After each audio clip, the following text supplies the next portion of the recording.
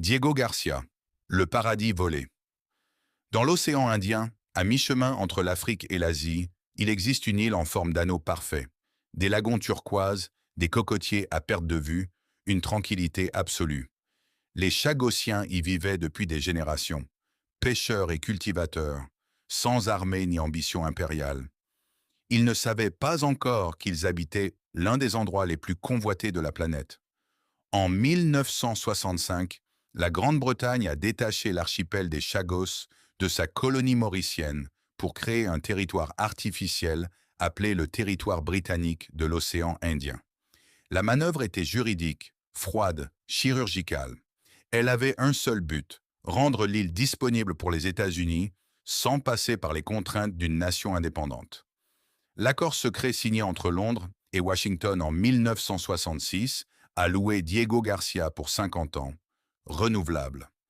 En échange, les Britanniques ont obtenu une réduction sur l'achat de missiles nucléaires Polaris. Une île contre des armes, un peuple contre une remise commerciale.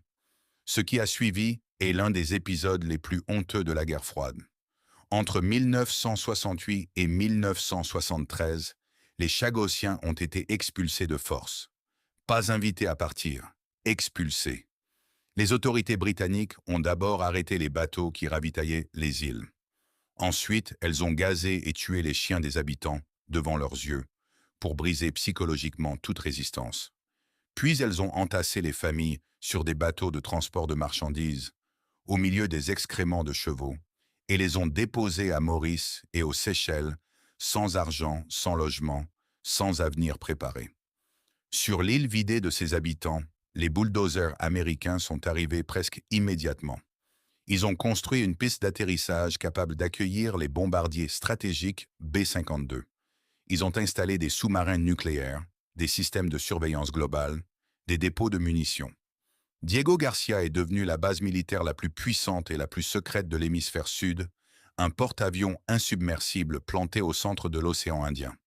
Depuis cette base, les États-Unis ont lancé des opérations en Afghanistan, en Irak, en Somalie. Des bombes sont parties de ce paradis volé pour tomber à des milliers de kilomètres. Et pendant ce temps, les Chagossiens survivaient dans des bidonvilles à Port-Louis, mourant de pauvreté et de nostalgie. Ils ont porté leur cause devant les tribunaux britanniques. Ils ont gagné en 2000. Un juge a déclaré leur expulsion illégale. Le gouvernement britannique a contourné la décision par décret royal. Ils ont porté leur cause devant la Cour internationale de justice. En 2019, la Cour a statué que le Royaume-Uni devait rendre l'archipel à Maurice. Londres a refusé d'obéir. En 2024, après des décennies de résistance, un accord a finalement été annoncé entre le Royaume-Uni et Maurice. Mais la base militaire américaine, elle, reste. Diego Garcia continuera d'appartenir à ceux qui ont les missiles, pas à ceux qui y sont nés. Une île, un peuple effacé. Et la preuve que dans la géopolitique des grandes puissances, la souveraineté d'un petit territoire ne vaut que ce que les plus forts décident de lui laisser. Mais maintenant, dites-moi ce que vous pensez vraiment. Qu'est-ce que l'océan Indien cache encore pour que autant de puissances mondiales se battent pour le contrôler? Est-ce que ces îles volées seront un jour véritablement rendues à leur peuple?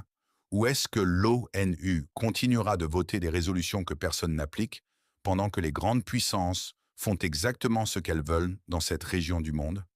Répondez en commentaire, parce que cette histoire n'est pas terminée.